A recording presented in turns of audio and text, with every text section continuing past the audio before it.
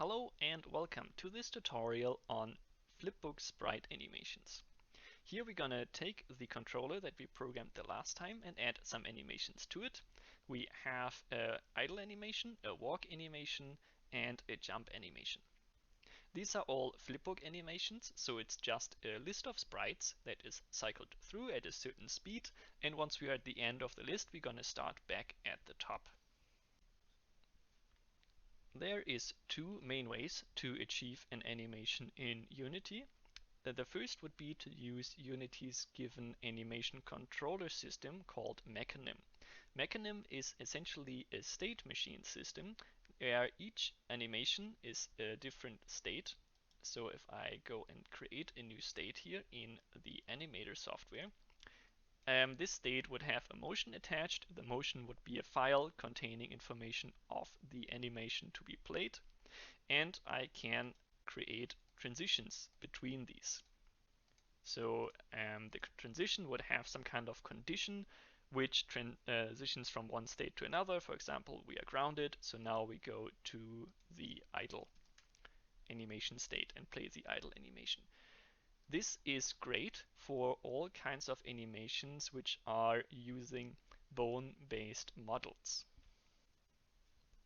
That looks like this. It's mainly used for 3D models, but also available for 2D models, of course. And the concept essentially is to define a skeleton inside a model, and moving the bones to different kinds of poses would achieve the animation. And then between this movement of the bones can be blended when we do a transition. So we have a smooth transition between one pose and another, one fluid animation and another fluid animation. That is how all modern 3D video games animate their characters. But it is not all that good to do flipbook sprite animations. It's overly complicated and just has a lot of functionality that we don't need. And it's easier to write our own little controller. Also, that allows us to show you some interesting C# functionality. We're still going to write a state machine, but we're going to do that ourselves using an enum, and we're going to program our own transitions and our own little animation player. That sounds maybe a bit more complicated than it actually is. What we want to end up with is a separate animator script that has 3 arrays where we can plug in the different frames for our animations, and a little FPS selection to say how fast the animations should play. We want the animation script to be separate from our character controller because the two don't have any logic together, so they don't influence each other. The character controller will set the rigid body movement, and the animator will set the graphics, but the graphics don't have anything to do with the movement, except that they would depend on the rigid body's velocity and whether we are grounded. But there's no actual logic exchange going on.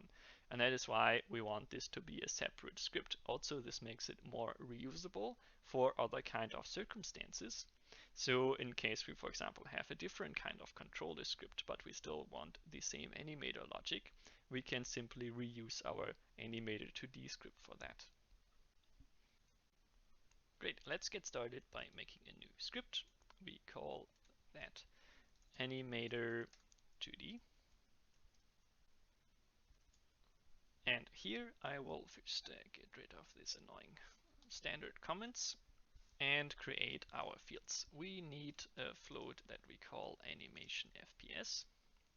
The frames of the animations that should be called or should be played every second. And then we need our 3 sprite arrays. Run brackets, the edgy ones. We need the idle animation. And then we also want a walk animation and a jump animation. Next up, we need the different kinds of components available to get information about the movement of the object. So that would first of all be the rigid body 2D, which contains the velocity that we need to see if we are walking or standing, so play idle or walk. And then we also need to have the, oh, not the sprite runner, it's afterwards, the platformer controller available that we need to check if we are grounded. Right, if you remember from the last video, that is where we did the grounding logic. So if I go to definition here of platformer controller, we have this public boolean grounded here. And that's why we also needed to make that public, because now in the animator, we need to ask if we are grounded to see if we have to play jump or idle or walk. So if we are in the air or not. And we can request these platformer controller 2D just like any other component, like the rigid body, or of course also the sprite renderer, which we need in order to actually set the graphics in the end. So in start, we need to just call get component a couple of times. First, we want to get the rigid body 2D component. Then we want to get the sprite renderer component.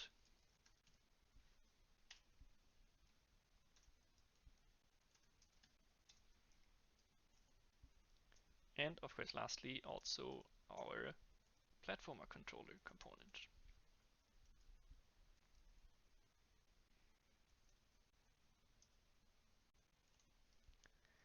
So our own scripts are components on a game object, just like any other component.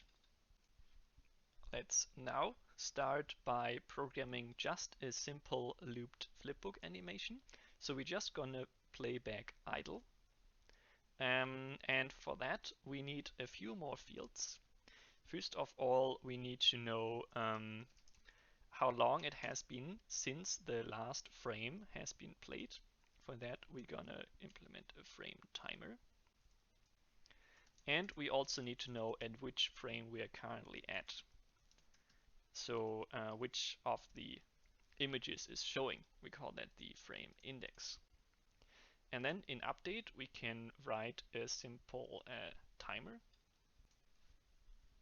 For that, we first subtract time dot delta time from our timer. So we just count down as the update functions are being called. And because time.delta time is exactly the time that one frame takes, if you call update x amounts per second, delta time is 1 divided by this amount, right? We end up subtracting exactly 1 from frame timer every second. So we just count down a regular timer. And then we check if frame timer is smaller or equal to 0. So if our timer expired, and then we set it back to the amount that one frame should be visible, which is 1 divided by our animation FPS. So 1 divided by how many frames we want to have every second is going to be the duration that one frame should be visible before we switch to the next one. Then we have to increment the index of the frame that we want to show. And I'm gonna do this actually as the last thing. So we first gonna flip to the current sprite, and then we're gonna increment for the next run. But it's a matter of taste. You can also increment first if you like that better. And because we have only X amounts of images available, we need to make sure that we don't increment above that number. We can do a simple modulo operation for that. So if I modulo equal to the idle animation length, I make sure that if I have a number here that is bigger than the length of our animation, so the number of sprites available, I'm gonna reset to 0. So the modulo operator and arrays are absolute best friends always. Good. Now that we have the correct index available, we can set the sprite of the renderer to the current animation frame from our array. All right. I get a little error here because my frame index I accidentally defined this as a float. Of course, this has to be an integer to be used as an index when you want to request a certain element from an array. So let's add the new script to our player object. And here we have our three arrays. And the animation FPS, I'm gonna set this to 5. And then take from my character the two idle sprites and put that into my idle animation. And now when I hit play, we can see that we loop through idle at the set animation speed. So if I increase this, right, we're just gonna go and idle a lot faster or slower if we like to. Good. Now, next, let's get to implement the state machine to switch between the different kinds of animation states. So if we're walking, jumping, or idling. Let's first look a bit at the theory of state machines.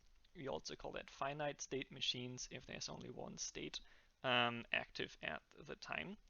And we cannot be in two states at the same time.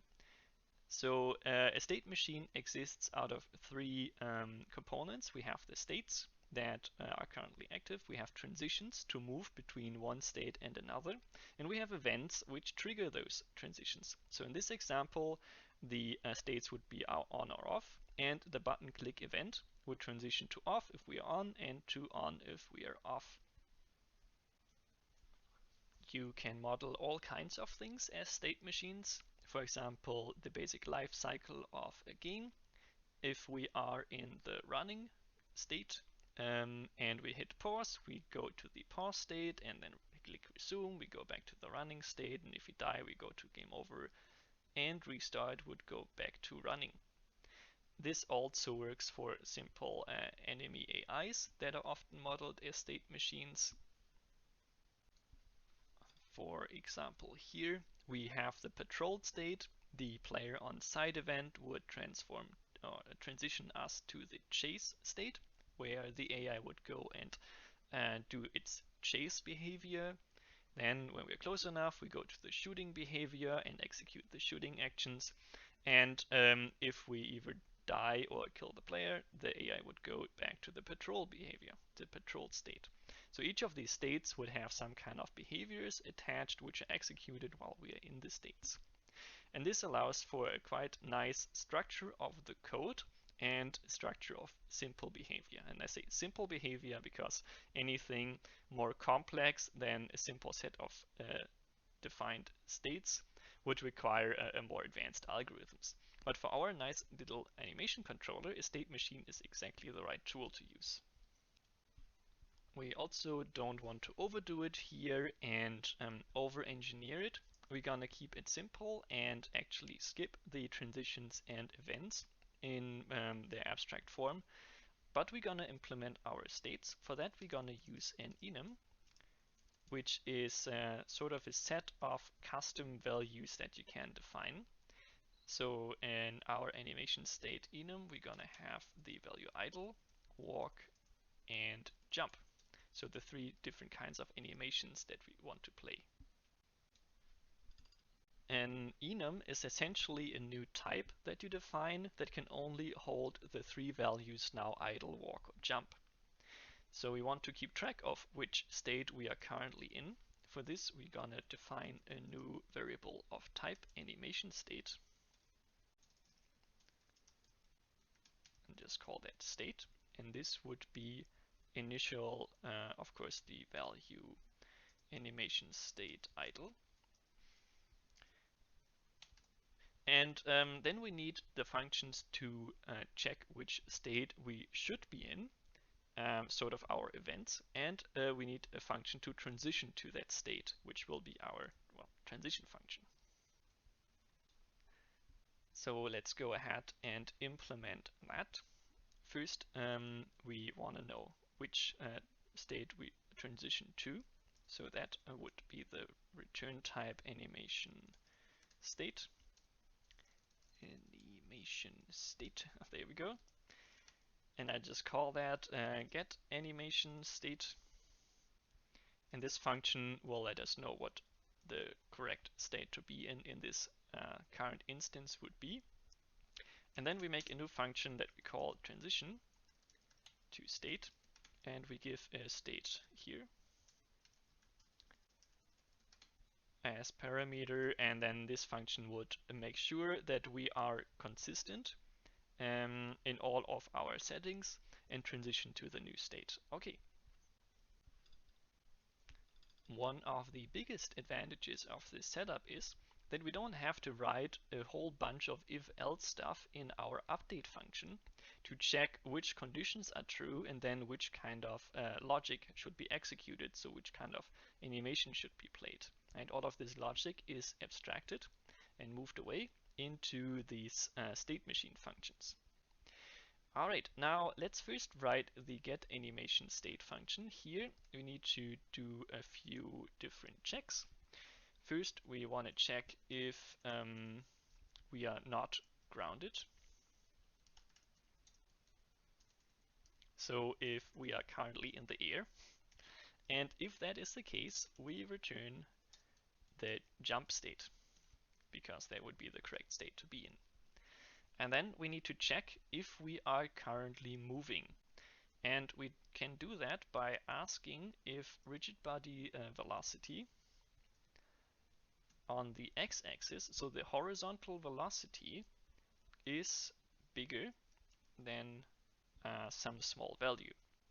So if we are setting just to bigger than 0, then we will actually play the walk animation if we just move a teeny tiny bit. And because our acceleration is sort of interpolated, that would mean that we don't stop when we almost stop, and it would look a bit weird. So it's better to set this to some sort of smaller value. And of course we have to consider that the velocity can be negative, right? We can move on the negative x-axis, so we can simply fix that by using the absolute value instead. So if this would be true, then we are in the walking state. And lastly, if none of the above are true, we have to be in the idle state. Let's next write the transition logic. Transitioning to a state in our very simplified state machines really just means that we set the state variable to the new state coming in. And there's a couple of more things that we could do. First of all, the frame timer should be reset. So we set that to 0 so that the first frame of the new animation plays immediately after the transition. And if we wouldn't do that, the frame of the previous animation would linger a little bit, and that might look a bit odd. So we reset the frame timer, and then we can also set the frame index to 0, so we start every new animation from the top. Great, now we just have to call this logic. First, we want to check what animation state we want to be in. So for that, we will see, okay, what kind of new state do we get if we call get animation state? And then if our current state is not the new state, then of course we want to transition to that state.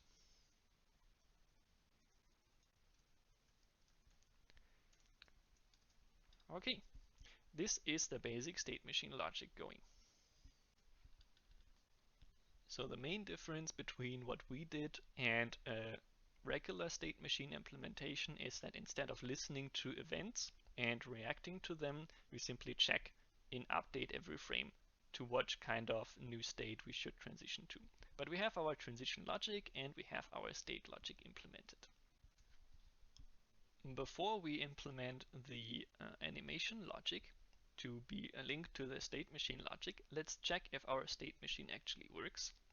We can do that by either exposing the animation state variable to the inspector, or because this is not logic that should be exposed and should be accessible from the outside, what you can also do is in the inspector click the little menu up here and go into debug mode, and then you can also see all private variables in the inspector.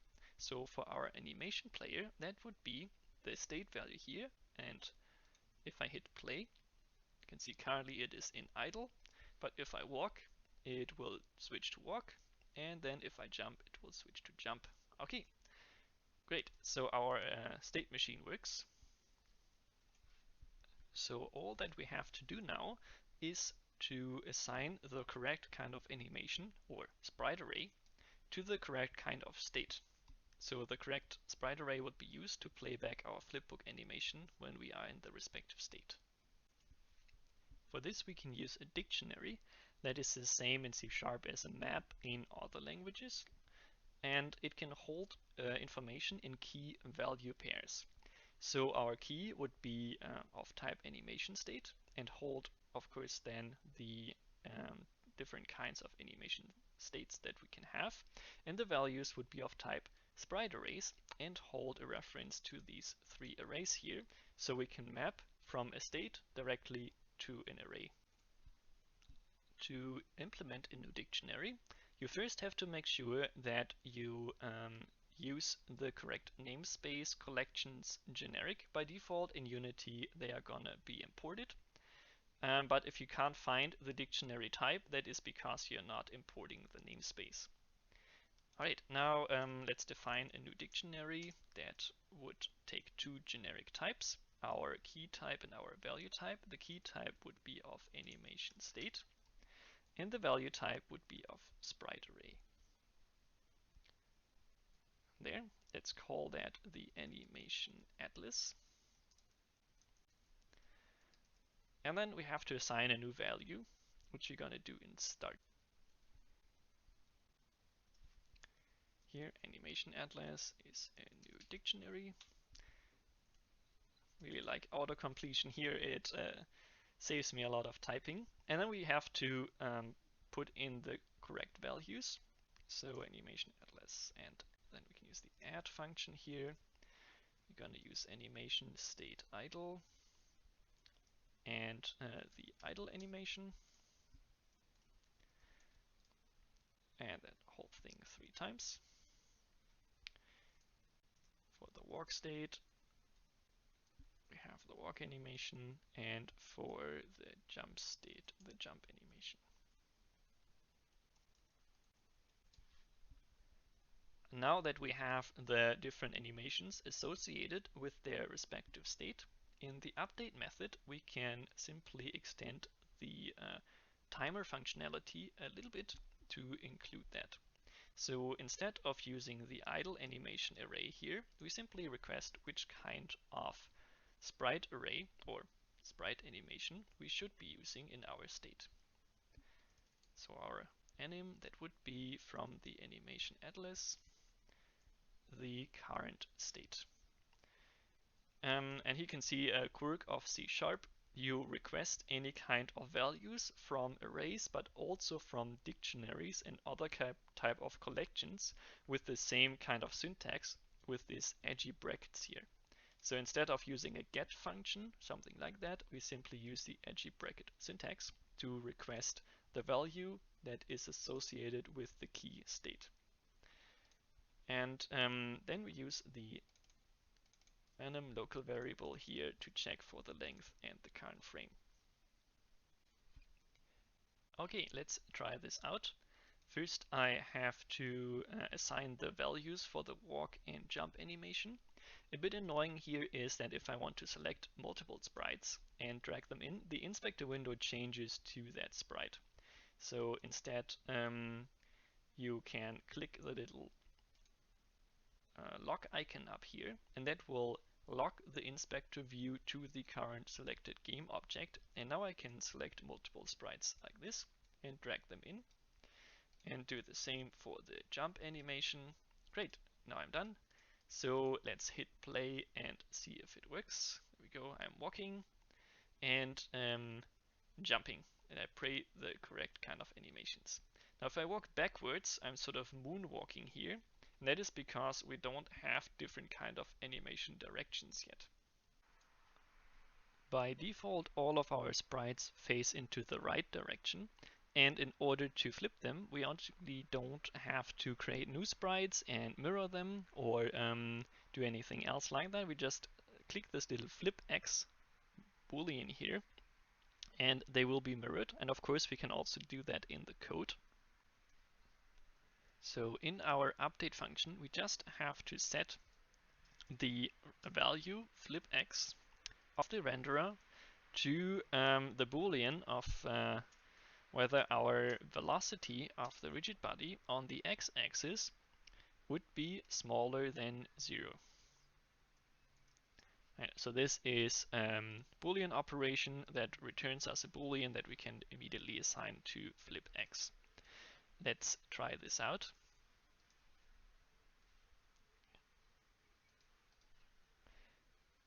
And we can see that if I walk to the left now, the character is successfully flipped. Just a little thing that if I stop walking to the left, he will flip back because my speed would be 0, and I only flip to the left if it's smaller than 0. If I ask smaller or equal to 0, right, it will flip to the left always when I'm standing still. And for that we can extend the logic just a tiny bit. Here, instead of just testing if we are smaller than 0, we make two little if statements and ask if the velocity is either smaller than a very small value,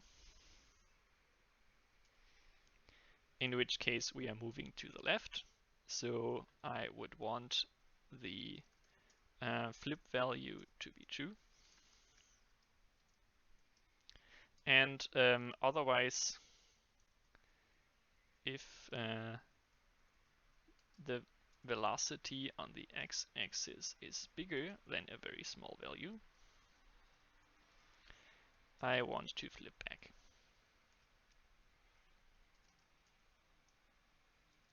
So basically we are just flipping if we are either moving to the left or the right, but if we stay stationary, then we just don't do anything.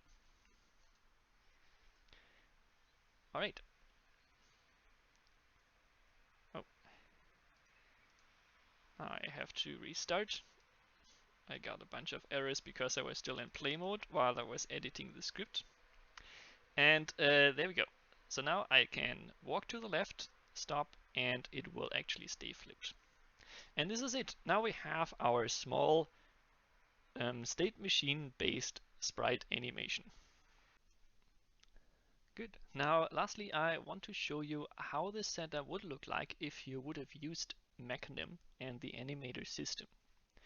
And here we have a small setup with the same character, just a different project from me. And here we have Mechanim set up for the king with the run, jump, and idle animation. And currently you can see how idle is playing. So if I select the state, you can see that the motion attached would be the animation file here, King Idle, that I created for the sprite flipbook animation.